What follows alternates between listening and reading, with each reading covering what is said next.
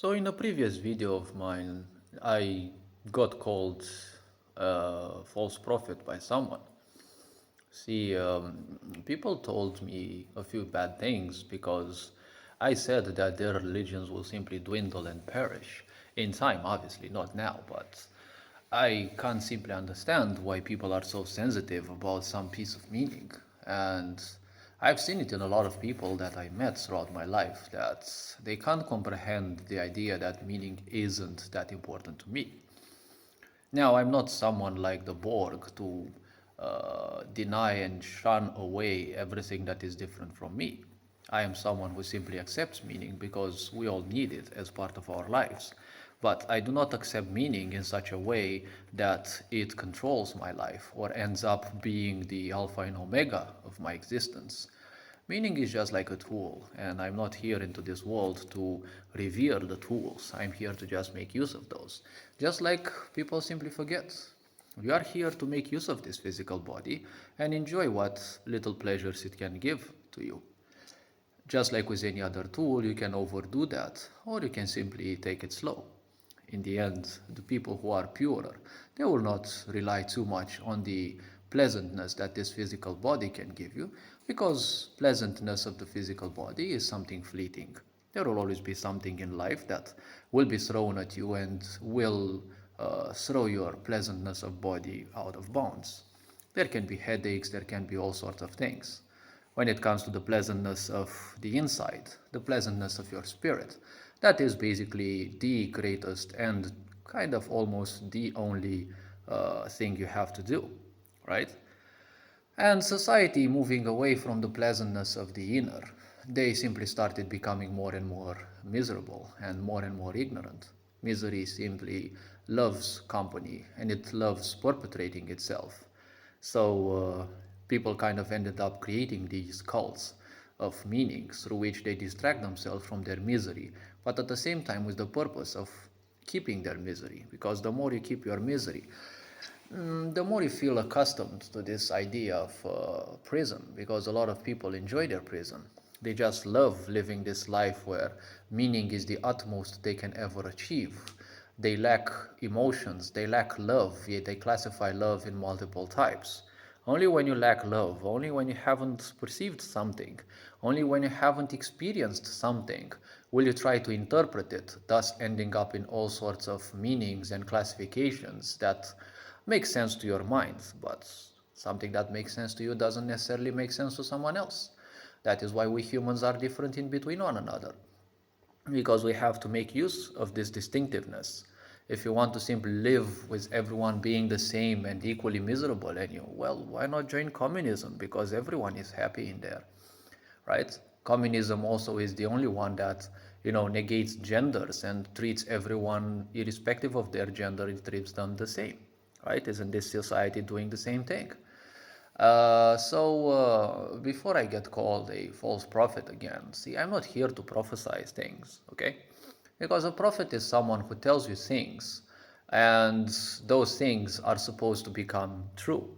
Most likely not during their lifetimes, because, well, prophecies can be for hundreds of lifetimes into the future. Like, we can take someone who is not called a prophet, but we can take, for example, Leonardo da Vinci. 500 or so years ago, he spoke of all sorts of designs, right? UFOs who could take off without engines, helicopters, all sorts of machines that, well, they came into existence hundreds of years later. Can we call him a prophet? Well, his prophecies, his designs were not necessarily a prophecy, but, well, his design got, to meet reality. Many other people will always tell you that things will happen into the future, far into the future, because if they die, or if you die, well, why would it matter if it happens or not? Someone can tell you, well, in place of this town where you're living, there's gonna be a forest 500 years into the future. You shouldn't take that too much into account because you're not gonna be there in 500 years, right? Before calling people silly little names, don't be too attached to your pieces of meaning because, as I've said, the more people become pleasant within, not outside, not with the physical body, but within themselves, a bit beyond the physical body, When people make peace with their mind and especially with their emotion, they will also feel more pleasant, and their physical body will also relax a bit more, so they will feel pleasant as well in their physical body. When they distance themselves from the mind, they will start, you know, becoming a bit different inside. And, you know, this generation of adults that raised me and my other peers, and well, some generations also that will grow the new children, they will also feel, you know, still too invested in these pieces of meaning that you're separated from creation and as such, and that you must believe in someone long ago that, you know, will save you. See, in the end, we are not historians. It is the purpose of historians to prove me that Jesus, Mohammed, and other such great personalities actually existed, because you never know. If someone decides to suddenly invest history and, you know, slowly and surely they impose it upon others, you create enough people that will believe in that. And as things perpetrate and people, most of them being illiterate, they will easily believe different things. If they don't like something, they will distort it, right? Like at a certain time, there was one Christianity, then there were multiple types, right? And there still are. So you never know if the past is necessarily the way it was written in books. Most people haven't experienced divinity, they haven't experienced the pleasantness of life. Then you can feel things that will slowly take you towards divinity, and realizing that you don't have to be connected to divinity by someone else. When that happens, slowly and surely you detach yourself from meaning, and slowly and surely you will realize the futility of meaning.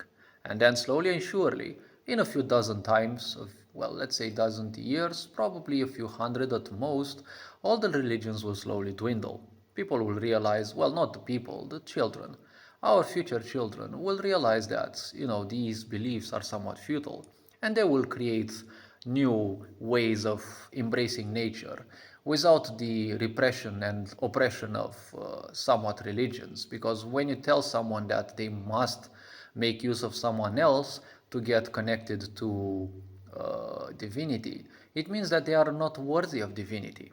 And hence, this unconsciously creates the so called fear of God. Because it doesn't matter how pure you are, you will always be confused. The mind will always be confused. And being confused, it doesn't matter how pure you are, how little you sin, you're still going to consider yourself worthless. Because a teacher, well, not a teacher, each religion in a way programs you to believe that you need someone else to connect you towards that. And once you have people with abandonment issues become so-called connectors of divinity, you give such people power and they will make use of it in, well, unpleasant ways. Look at all the three main religions. Take a great look at them, at their history, and you'll see there's little angelic stuff about them. Yes, the personalities that they are represented by, like when you talk about the Muslims, you have Muhammad. When you talk about Christianity, you have Jesus. And while other, probably less significant characters, you've got Krishna for the Hindus, you've got, you know, many, many others. When you look at these beings, they have lived their life. Pleasant or unpleasant as it was, they have lived their life. None of them is still around us. Now they are part of creation, right? Because they have passed away. Their physical body is no longer with us. But they have left some legacy, some teachings, and the such. And obviously, these beings are now part of creation. And you are part of them in a way because you are part of creation as well.